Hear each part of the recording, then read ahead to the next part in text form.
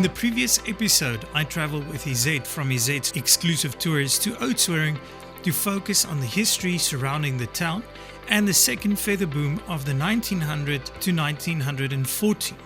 We tried to visit the CPL Museum but got sidetracked to the Leroux townhouse. So join us as we continue with this adventure.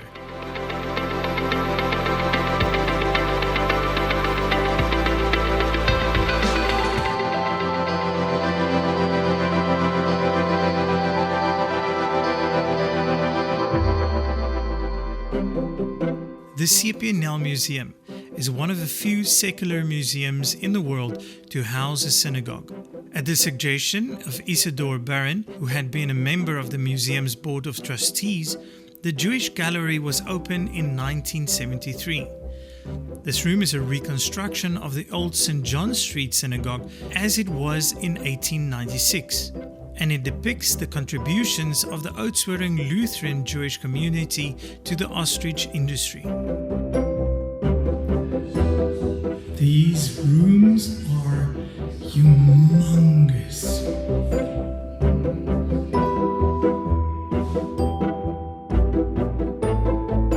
Something that always fascinates me are vintage photos.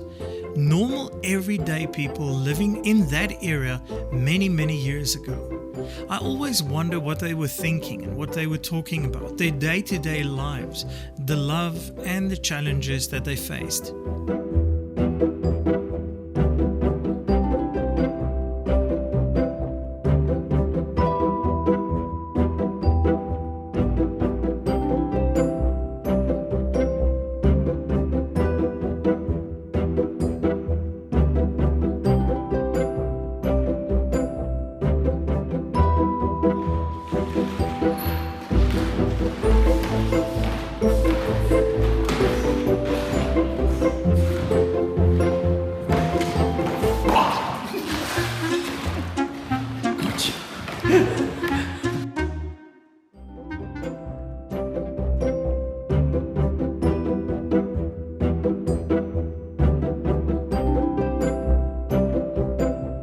The museum captures the history of Oudtshoorn beautifully.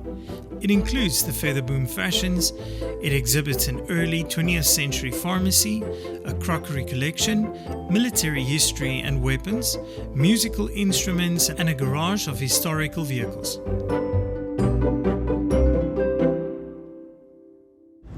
We're heading out of town. We're going to, how do you say a Ostrich Palace in Engels? Ostrich Palace. But is it an Ostrich Palace? Yes. Okay, so we're heading off to an Ostrich Palace now.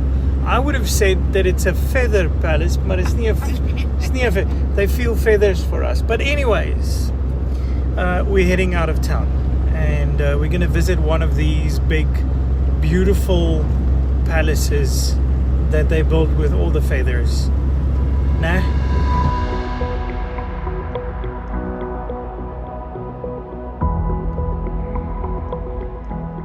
About 14 kilometers west of Oudtshoorn, we stop in the community of De Hoop, where a majestic church building towers over the plains of the Klein Karoo. It was a congregation of the Dutch Reformed Church, with its center on the agricultural community of De Hoop. The stone building, with seating for 700 churchgoers, tower and clock cost only £4,810 and was dedicated on the 30th of April 1910. The church hall was constructed in 1914 and, like the church, built of the same beautiful stone. Electrical lights for the church hall were installed in 1939 and the new organ was consecrated on the 5th of December 1948.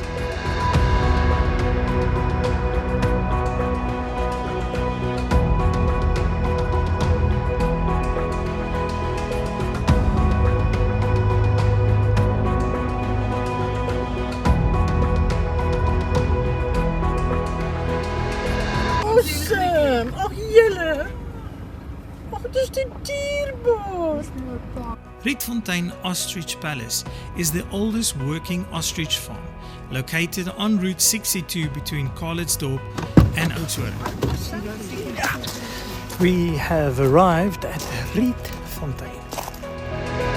It was built by the Potgieter family during the feather boom of the 1900s, and they also started the world's first ostrich farm in the Cape Colony back in 1897.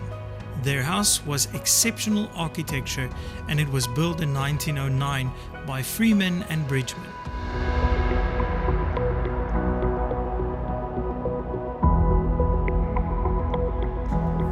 What a view! What a view!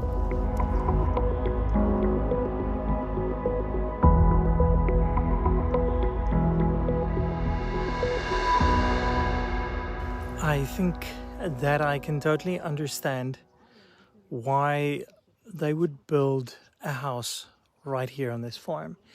It's got the most spectacular view all around. You've got behind me the Black Mountains, Swartberge, and then on that side you've got the Outeniquab Mountains, and in between it is just beautiful. But the atmosphere here today is just amazing. We're sitting here next to the pool. You can hear them enjoying themselves. Such an amazing, beautiful day. Our hosts were running late, so we decided to grab lunch down the road at Bella de Karoo.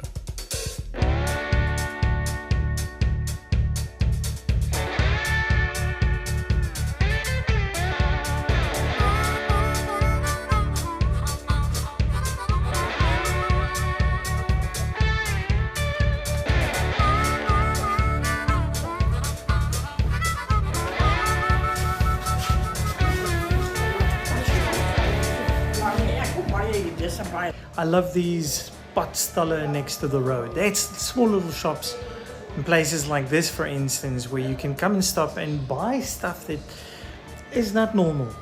It's not how funny thing is. But this is pretty awesome. So this one, you gotta mind your head. No, mind your head when you go through it, because I won't make it. I have to go down like that, but then you come into this room. And it's all little bit of thingies. Interesting place.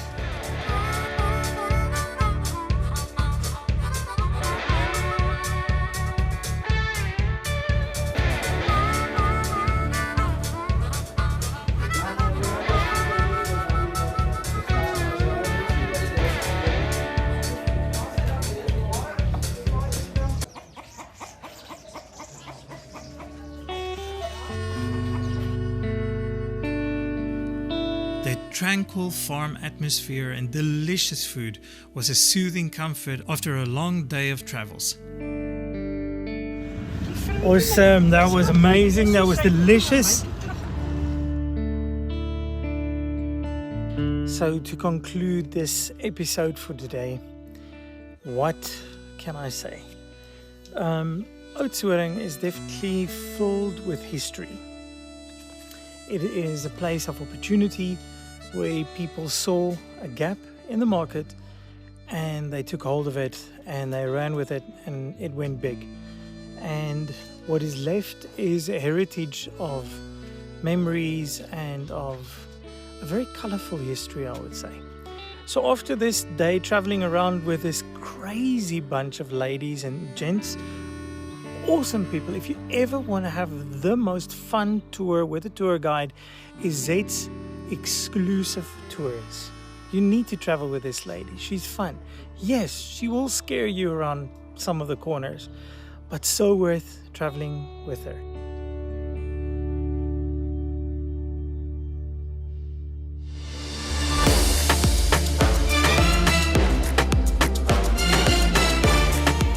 Next time, I invite a bunch of my friends to go take a hike on the coastal cliffs towards Harold's Bay. Remember to join us for this stunning early morning adventure.